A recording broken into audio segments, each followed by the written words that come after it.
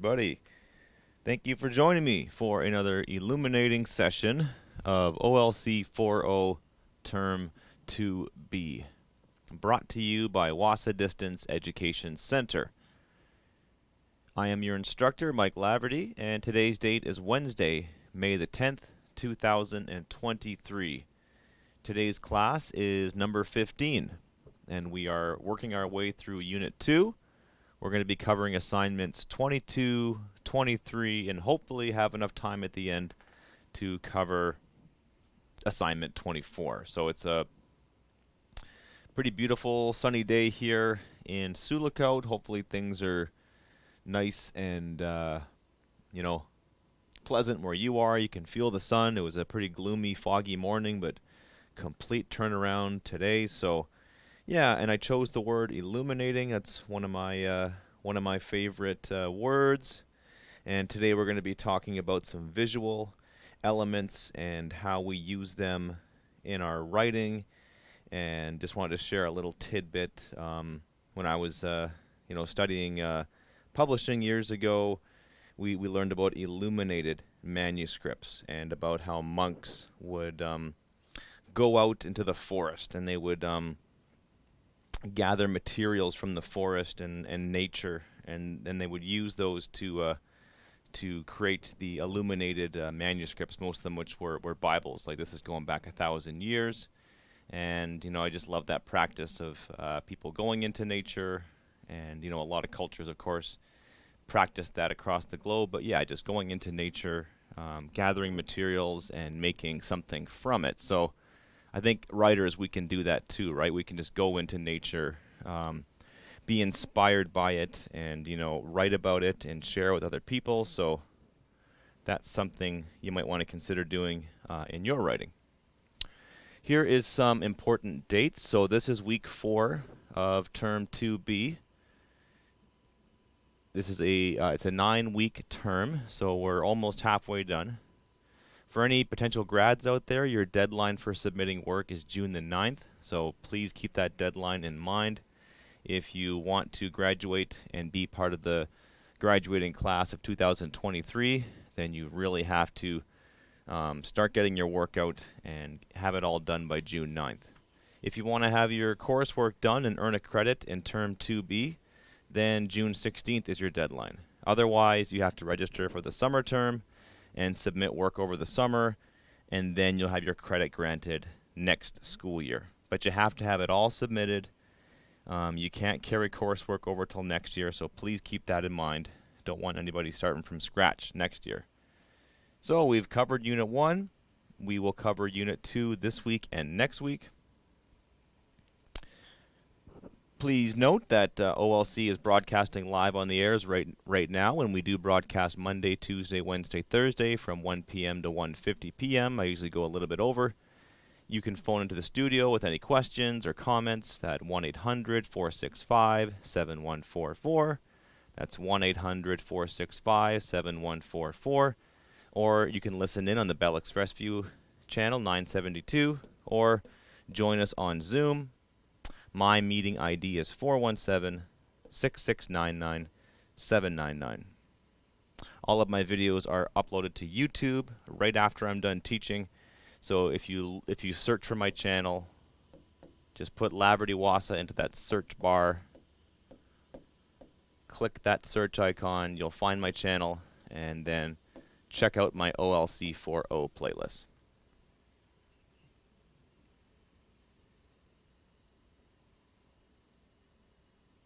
Okay, you can reach me directly at mlaverty@nnecschools.org, or by finding me on Facebook. That's Laverty space Wassa. So find me on Facebook, send me a message, add me as a friend, and please phone the Wassa office at 1-800-667-3703. So it's our toll-free number, 1-800-667-3703.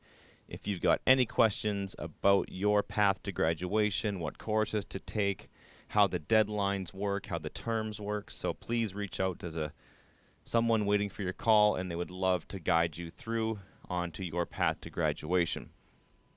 So here's your suggested progress, right? So this is, 3 weeks into the course. You should have definitely reached out to me by now, just by email, phone, messenger. You should have completed most of the assignments in Unit 1, read through the Unit 2 handout, and read the first 3 chapters of our novel, Jimmy Comes Home. So this is really important, right? If you want to have your coursework done by this term, so if you want to get this credit by term 2B, I'm going to give you some suggested timelines as we progress through this unit and as we progress through the course in general. So here is today's lesson. We will look at our words of the day, we'll look at a headline, and then we'll look at assignments 22, 23, and I hopefully we'll have time for assignment 24. Your learning goals are as follows. Take notes as we discuss the reading strategies of skimming and scanning. Number 2, explore the various ways of expressing information through visual elements. Number 3, review the writing process to plan out your information paragraph. And so all of those learning goals correspond to the assignments. So yeah, you'll be successful if you can practice skimming and scanning to complete assignment 22, apply your understanding of visual elements to complete assignment 23, and practice the writing process to guide the completion of assignment 24. All right, so our our words of the day. So for those of you who are listening through audio, I will once again use my powers of description. Hopefully they're up to the task, and I'll share with you. So I've got 2 things on the screen.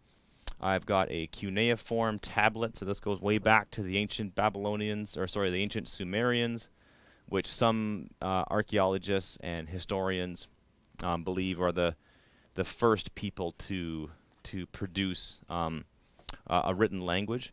And on the right we have a birch bark scroll, which is of course common to the indigenous peoples of Canada and especially Northern Ontario.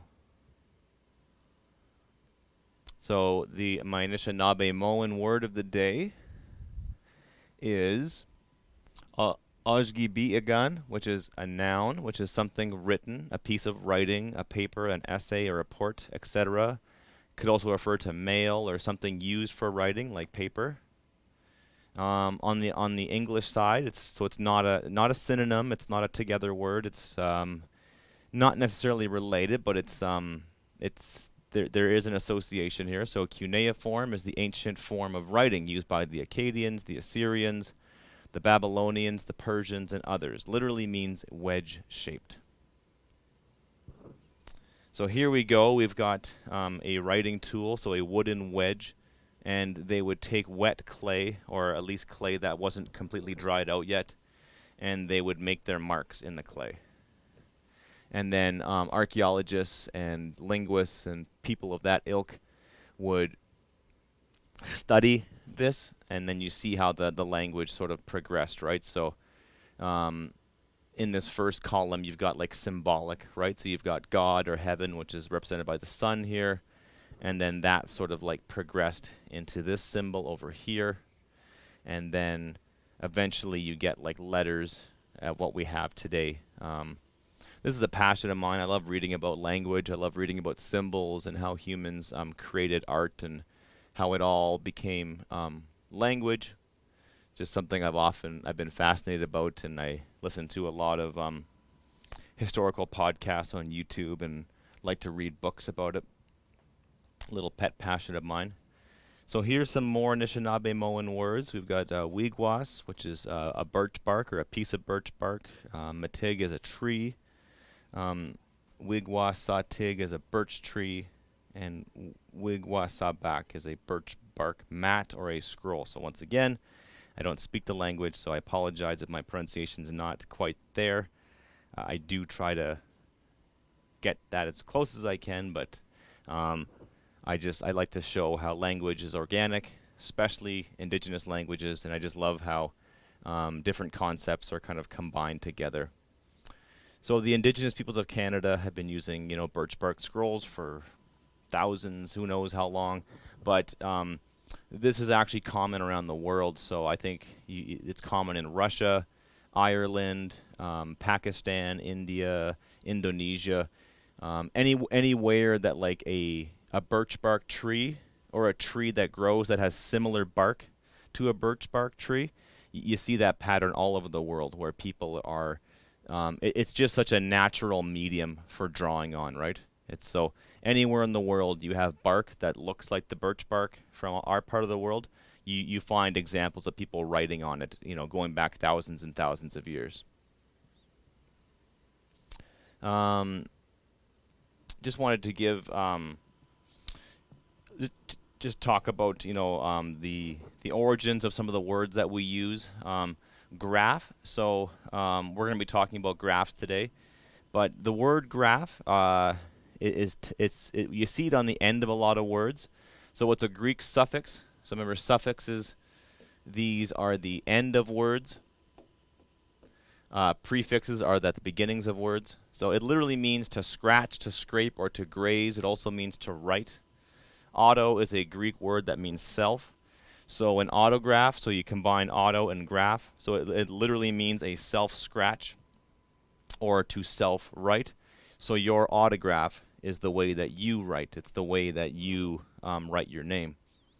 Photos, another Greek word. It means light.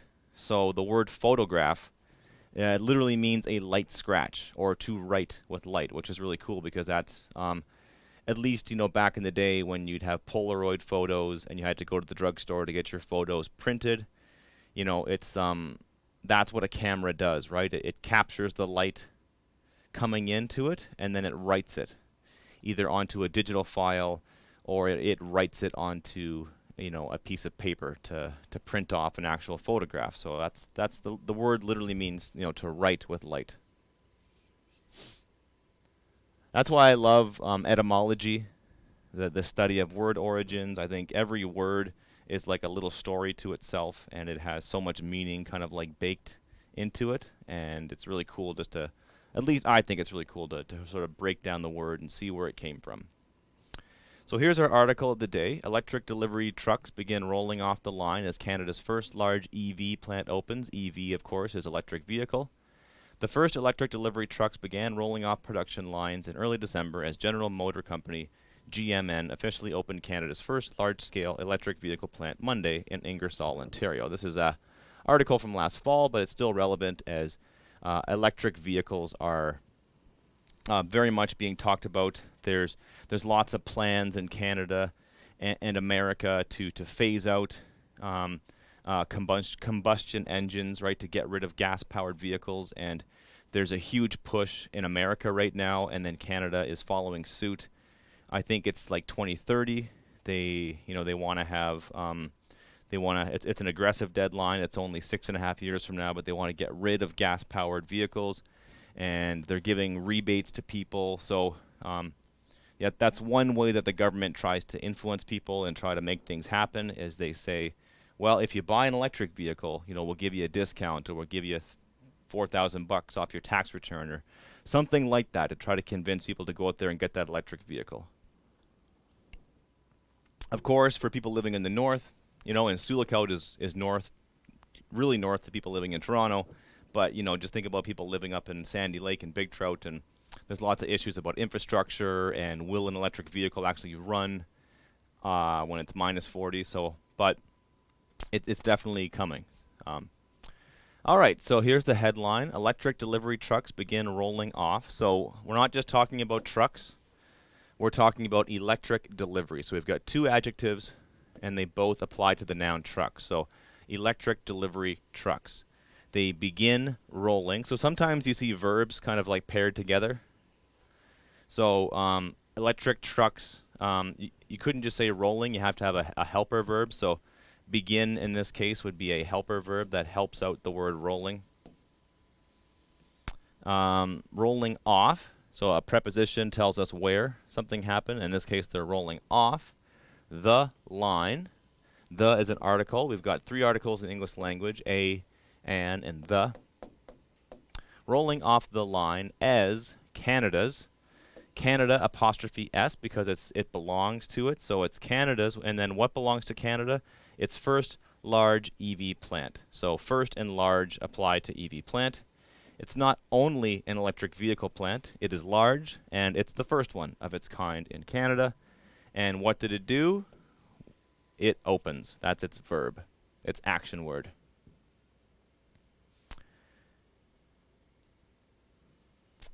So I just wanted to just quickly highlight some things that are happening in this article.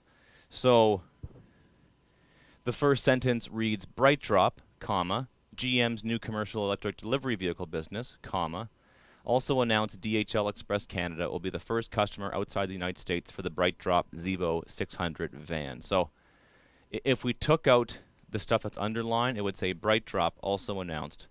But they're trying to give you more information about BrightDrop. So they've used a comma at the start, and they've used a comma at the end. And then you could also use brackets to separate that information. But it's just a way of streamlining your information, right? So, and then you could use this in a variety of ways, you know, in your writing. So you introduced an idea like Barack Obama, comma, the first African American president, comma, was elected in 2008.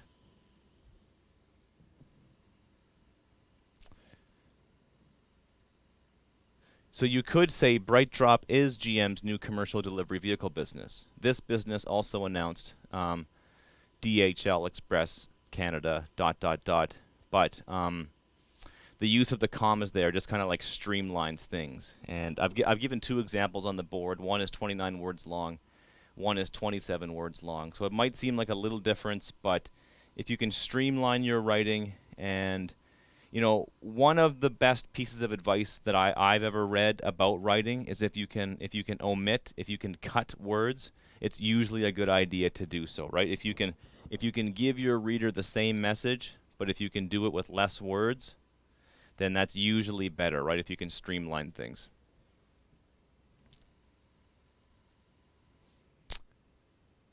While the number of units DHL is buying was not disclosed, comma, BrightDrop Chief Commercial Officer Stephen Horniak said the company has orders and commitments for north of 25,000 vans. Buyers include Walmart, Hertz, FedEx, and Verizon. So we have an introductory phrase. So while the number of units was not disclosed, comma, someone who works there said this. And so they're accomplishing many things, right? So they introduce that they're not disclosing how much they're selling, but they are, you get a quote from someone who works there, and then you get a list of the offers that, a list that gives the offers more information, right? So, and that's what you're doing with a lot of your writing, right? You are introducing your reader to information, right? And how you give them the information is really important, and the order that you give them the information is really important. So it's storytelling. You know, when you're telling someone a story, sometimes they might interrupt you and tell you to stop because you haven't sort of like given them the right context. You haven't told them like some important details, right? Because a lot of the times the story or the information we want to share is inside of our brains, right? We know the story. We know what happens. We did the research. You know, we know what we want to say. But when it comes to writing it down, sometimes there's a bit of a disconnect and we might miss some details, right? So it's really all about telling a story and just thinking about how your reader is going to take in the information that you're sharing, right? And that just comes down to the basic principles of writing that I've been talking about in this class, where you introduce general ideas, you bring up a big idea to your reader, and then you get more specific and you give details about that idea, and you approach it from a few different ways, and you paint a picture for your reader, right? So if you're talking about your home community, right, you can't talk about everything in your home community. Just pick 2 or 3 things that you want to talk about and talk about those in great detail. All right. So Unit 2, Lesson 6, Assignment 22. This is skimming and scanning for information, 15 marks. Use the textbook pages that follow to help you answer the following questions. You should not read all the words on the page, but do the following. So I'm going to put the textbook pages up on the screen and just talk about them. But what you're doing here is you're skimming and scanning. So part A, you skim over the whole passage to gain an overall impression or main idea. Remember, skimming is quickly glancing over the passage to determine the general content of the passage. In one sentence, write down what you think the passage is about, the main idea. Okay? And then the second part of the assignment, you are scanning. You're scanning the passage to find the answers to the following questions. You're going to write your answers in full sentences. And remember that scanning is looking for specific words or images, which will allow you to answer specific questions. What were the men and the older boys responsible for? Actually, we'll get to that in a second. Okay. All right. So if we look at this first, but it isn't. Well, let's keep doing that. Okay. So, I think it's a good strategy to read the questions before you do skim and scan. So it's sort of like doing a word search, right? Like you wouldn't do a word search without looking at the words you're searching for, right? So figure out what you have to search for, get that in your mind, and then do your skimming and your scanning. So what were the men and the older boys responsible for? Give 3 reasons why Indigenous family relationships baffled Europeans. Why were the families of the early Indigenous people considered egalitarian? If you were unsure of the meaning of the word, you could use some context to figure it out. So context means, like, if you don't know what a word means, you look at the words around the word, right? So because, and this is going to happen all the time when you're reading, especially as you progress as a reader, or as you progress in your studies and you take more advanced coursework. You're going to encounter words that you've never seen before, but this is something you've been doing your whole life, right? Because, and that's how you learn to read, right? You know words, and you use those words to help you understand other words. And even if there's a really unfamiliar word in a sentence, there's going to be 5 or 6 that you do know, and they're going to give you clues as to what that word means. Try reading past it to see if you can make sense out of the question without the word, or simply use a dictionary. 4, why did European men often live with or marry Indigenous women? All right, so let's try that first one. So part A, we're going to skim over the whole passage to gain an overall impression or main idea. And we're trying to think, like, what's the main idea of this passage? So we've got so when we're skimming, we should pay attention to big headings like that, like family history in Canada. That's a big clue, right? We're probably talking about family history in Canada. The very first sentence, right? The history of parenting is often remembered with a nostalgic view and an assumption that it was better than it is now. We've got parenting styles bolded, right? So that's a couple of clues. So I've got my first sentence, which talks about parenting. I've got parenting styles, which is in bold. And I've got family history in Canada. And then I have another subheading. This one is Aboriginal families. So again, I'm not even reading the paragraph. I'm just looking at the headings. So it's a history of families and parenting in Canada. They look at Aboriginal families. Keep on going here. Here's another heading, European families.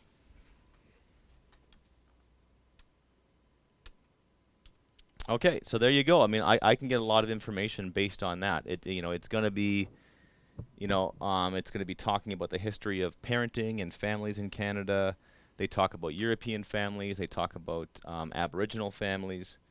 It's from a textbook, Unit 4. It's parent-child relationships, right? So that should give you a pretty good, what do you think the passage is about, the main idea, right? And that's only 5 marks, so just looking at those headings, right? So we've done our skimming. So let's now do some scanning. Okay. So what were the men and the older boys responsible for? Um, and so you're gonna look for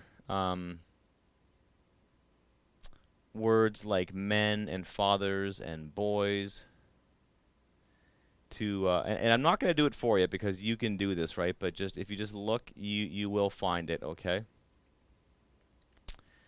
There it is. I can see men and older boys right there. Why did indigenous family relationships baffle the Europeans? You can look for the word baffle. It means to, it means to be confused. Um, you're looking for the word egalitarian. So if you look, just scan until you find that word egalitarian, and then it should tell you um, what that word means. And why did European men often live with or marry indigenous women? So again, avoid the temptation to just answer that question off the top of your head. Scan for that information specifically in the document, okay? And you'll do just fine. Okay, lesson 6, assignment 23. Visuals in information text. What is the best way to show this information visually? Okay, so now we're getting into our discussion of visuals. Okay, so in 2021, approximately 6 million people were working in Ontario, of which 54% were male workers, 46% were female workers, 82% worked full-time, 18% worked part-time, 84% were employees, and 16% were self-employed or own their own business. Now, just to give you some hints here, so we do have several ways that we can represent information, and you may have studied this in school, or you have seen these different kinds of graphs. So we have bar graphs, we have line graphs, and we've got the pie graph.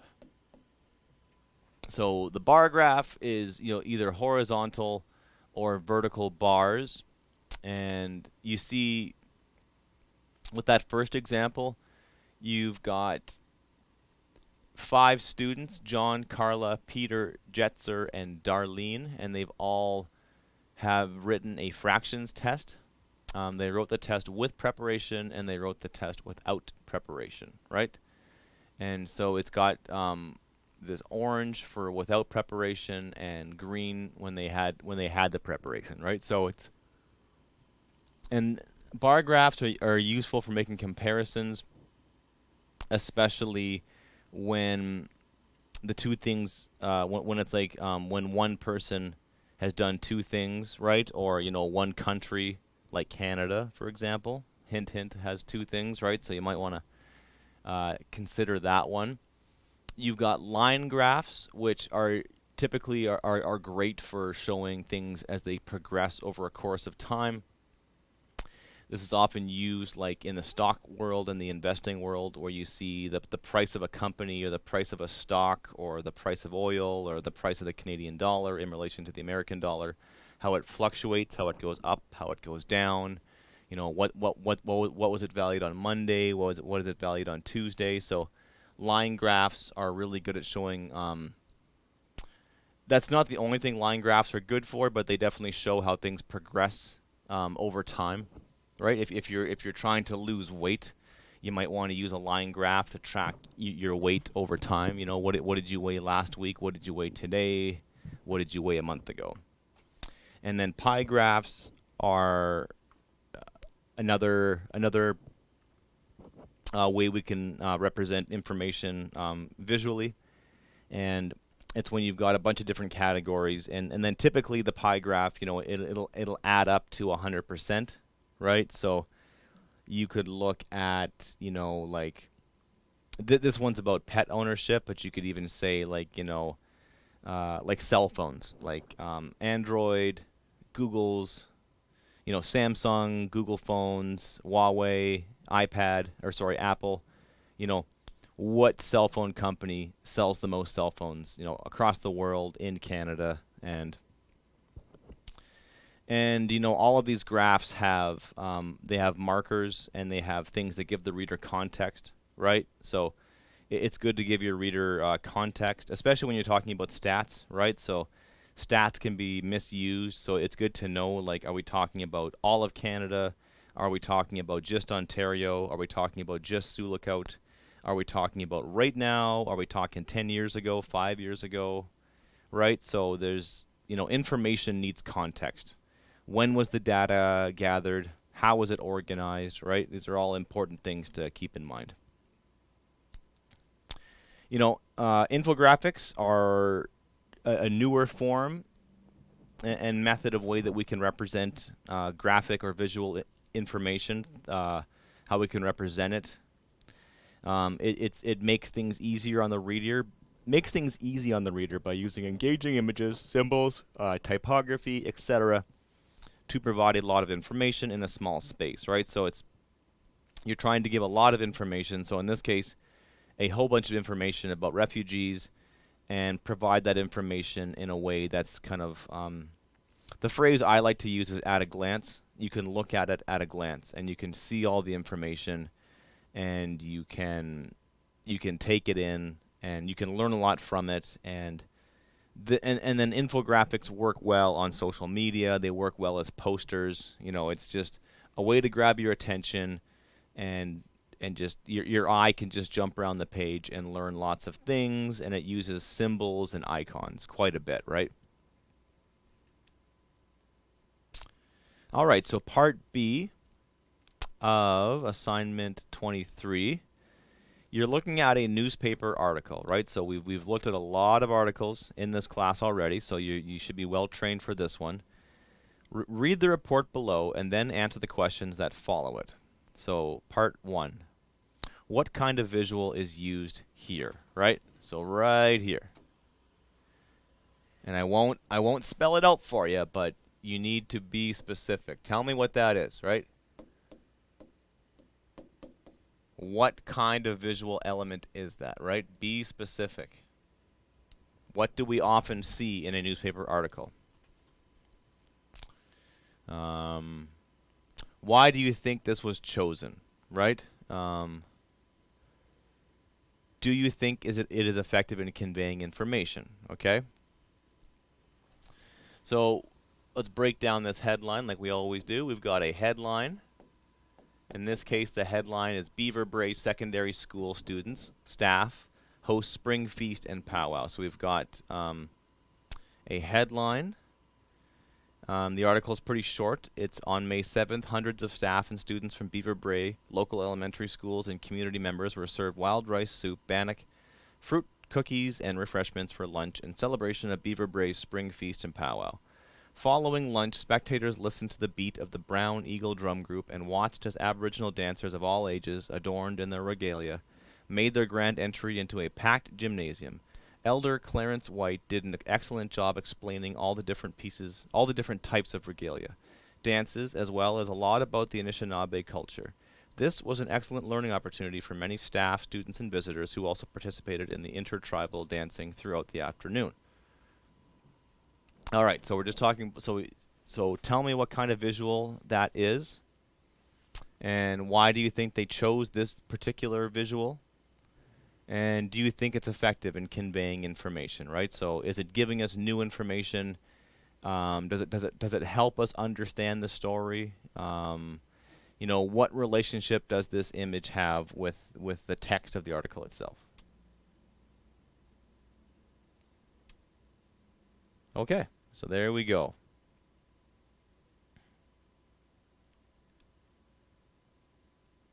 Oh, okay, good. So we have plenty of time here for assignment 24.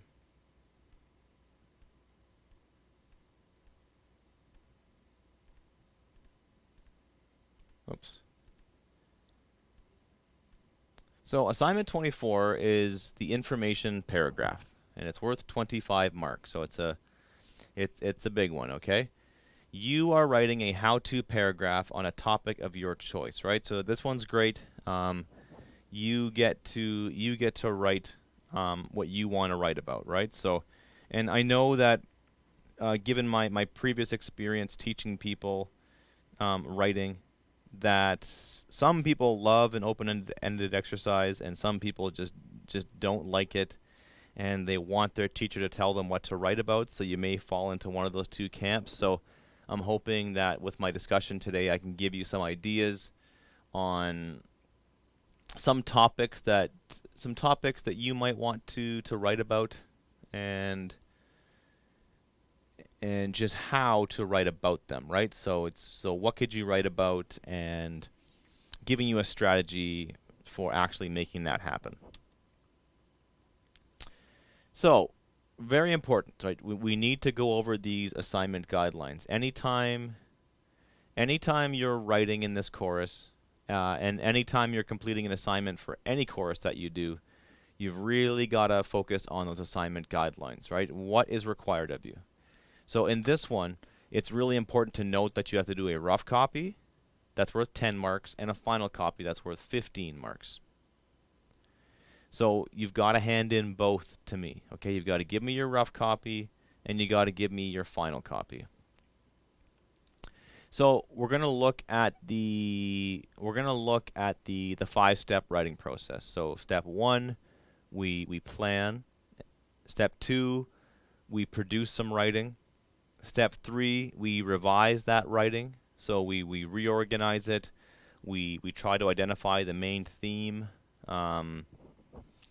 And you know that's a really important point that I like to come back to a lot in this course, right? So it might seem weird that, and I often think that this should maybe be rephrased a little bit, because it's kind of confusing to have a 5-step process for writing, and step 2 is writing. It's kind of confusing. It would be like if you had a 5-step process for running a chainsaw, and step 2 was run the chainsaw, right? But really, like, step 2 is sort of like writing for the sake of writing, right? And just getting words on the page, right? And then once you have those words on the page, then you do stuff with them. You revise them, you reorganize them, you edit them. And that's what writing is all about, okay? So writing is a form of thinking. I wish I knew who I heard that from, but I love that phrase. Writing is one way that we think. And we need to get away from the idea that we do all of our thinking in our heads, and then we just simply write down what we've thought. That's not the way it works, right? We use writing to figure out what we want to say. So I would recommend to you to think about a topic here. So what is something productive that you love to do? So imagine if you could get paid to do that. And that might be an exciting way to kind of get yourself motivated. So write down a list of your top 3 to 5 things that you do that you could teach other people, right? So for me, things I can teach. So I could teach, how I could teach you how to play hockey. I'm a coach, right? I could show you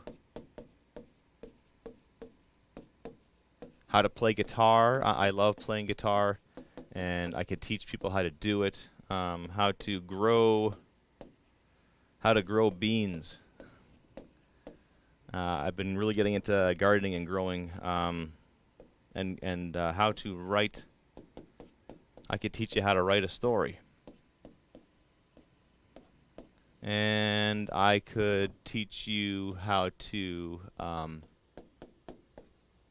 edit an assignment. I love editing.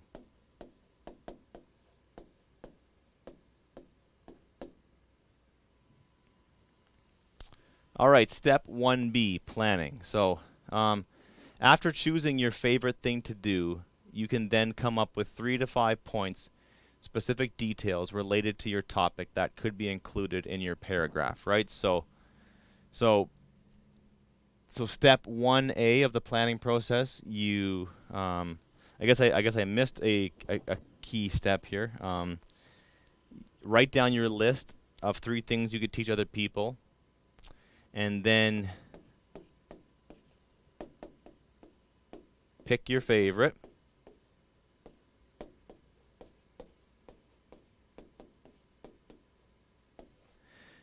Do not underestimate the power of lists, okay? Lists are amazing. They are extremely useful tools for writing and when you're trying to do any kind of project, right? When you're trying to create anything. Whether you're a painter, a sculptor, whether you work with beads, or you're a gardener, right? You're a writer, a musician, you're a woodworker, anything that requires your hands and your mind to make things, it's really powerful to just make up a list. Here's 10 cool things I could do. Here's 5 things that I could do. Here's 5 colors I could pick for this design. Here's 5 ideas for a song. Here's 10 words that I like that I could use in a story, right? You make the list, and then you pick the one that really speaks to you, right? You're like, okay, that one. So I had 5 things here, so I'm gonna go with the beans. That's what I've been doing right now. With my son, actually, I've been showing him how to do it, right? So after choosing your favorite thing to do, you can then come up with 3 to 5 points, specific details related to your topic that could be included in your paragraph, okay? So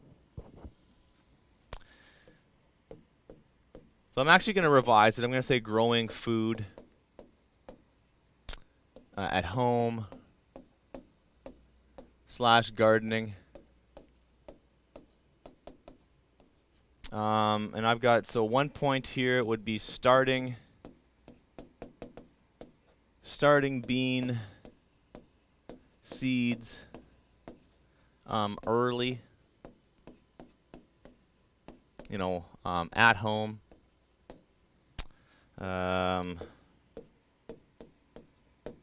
Growing inside, under a light or a window.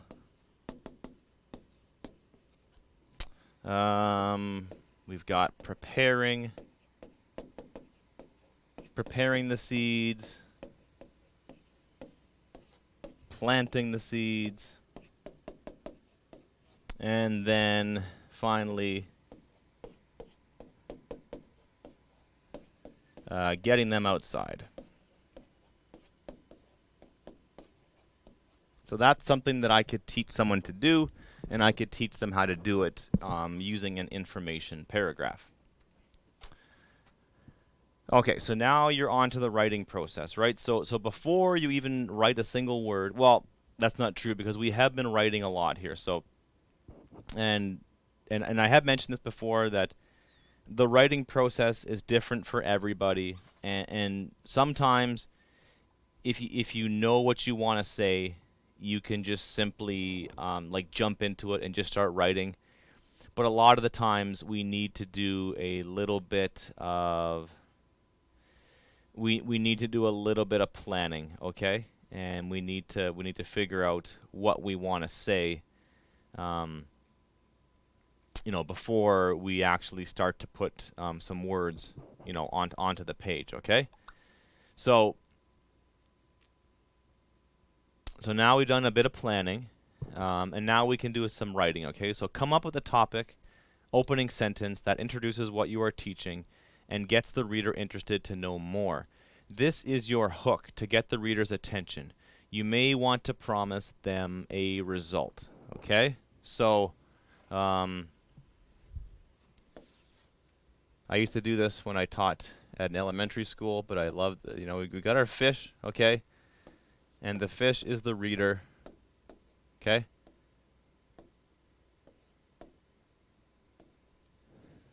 There he is, swimming in the ocean. And there's a nice, juicy hook, okay?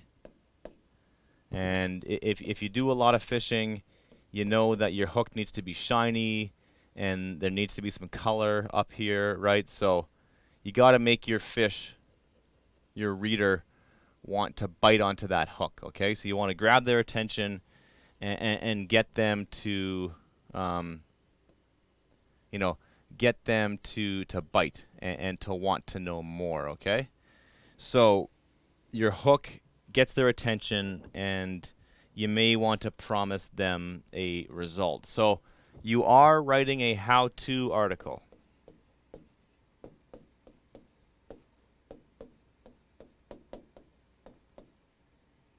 And when people read a how-to article, they usually have a specific objective in mind, or they've got a goal in mind. There's a guy by the name of Seth Godin, and he's really big in like advertising and the marketing world. And I can't remember the name of the book of his that I read, but it had this story about people going into a hardware store, and he told this really great story about how people go into a hardware store, and sometimes what they're buying is a solution to their problem. So the case that he mentioned was that a carpenter or some kind of a contractor or tradesperson wants to drill a hole through a wall, and that hole has to be a specific diameter, right? It's got to be a specific size, right? So they don't really care about the tool that gets them there. They just want to solve that problem. So I think you can kind of apply that lesson to your story, right? So when people like go online for a how-to article, they might not necessarily care who tells them the story and how the story is told. What they really want to do is they want to figure out a way to do the thing that they want to do. So offering them a solution might be a good way to to open up with your hook. Okay, so this is your hook, and your hook is your first sentence. Okay. Once you have the first sentence, everything else should kind of flow from there. Okay. I can, I can help you. I can help you get a head start on your outdoor garden by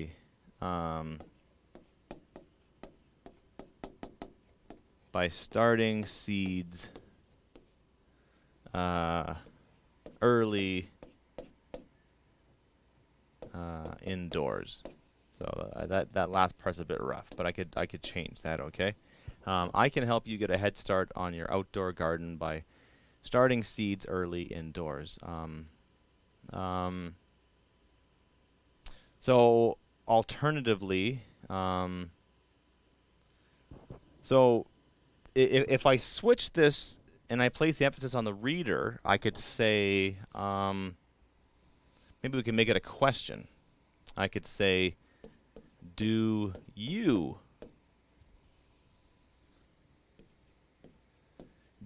want to get a head start on your outdoor garden? Question mark. Starting seeds early. Starting seeds early by growing them indoors might be your answer. I don't know. Something like that, okay? So but at least I've got a start. I've got a hook for my reader, okay? I'm trying to get people's attention, so I do like that, okay? So do you want to get a head start on your outdoor garden? Starting seeds early by growing them indoors might be your answer, okay? Turn your 3 to 5 points from step 1B into sentences. Write one sentence or more, write one sentence or more if you can for each point, okay? So and then what I might do here in our last few minutes together is just talk about how we can, you know, how you can plan out your information paragraph. So you might want to use a very simple tool called a paragraph planner. And then we've got sentence 1. That's my hook. Sentence 2. And then just to kind of refresh my own memory. So starting them at home early, growing inside. Yeah, okay. So starting early at home, growing inside under a light, preparing. Okay, there we go. So I would write a sentence about preparing the seeds. So you can soak them in water. Sentence 3 could be planting in a large pot or container. Sentence 4 will be putting them in direct light, watering them. And then sentence 5 could be, you know, getting them outside eventually, right? And then I might do some notes to myself here in the margins, like, you know, I need timelines, right? So you could start in April. You know, plants go outside in May. Could even start in March even. So there you go. I've got a really good plan for writing my paragraph, okay? All I have to do is to go back and to start filling in the blanks, so to win, or so to speak, okay? You know, we can go back and we can fill in the blanks here, and I can add a sentence for all of these sentence prompts, okay? And sometimes that might be the best way to do it. It's just to sort of give yourself a plan, give yourself a way to you know, give yourself a path forward, and you've given yourself a roadmap. And then maybe tomorrow what we'll do is we'll come back and we'll look at the information paragraph and we'll see how we can show sequence. Because a how-to article is essentially a step-by-step article. Do this, then do that, then do this, okay? Yeah, so first, second, third, but yeah, we'll talk about that tomorrow. So, but that you know, that should give you a pretty good start and a pretty good strategy for writing your information paragraph. Thank you for tuning in. We will see you tomorrow.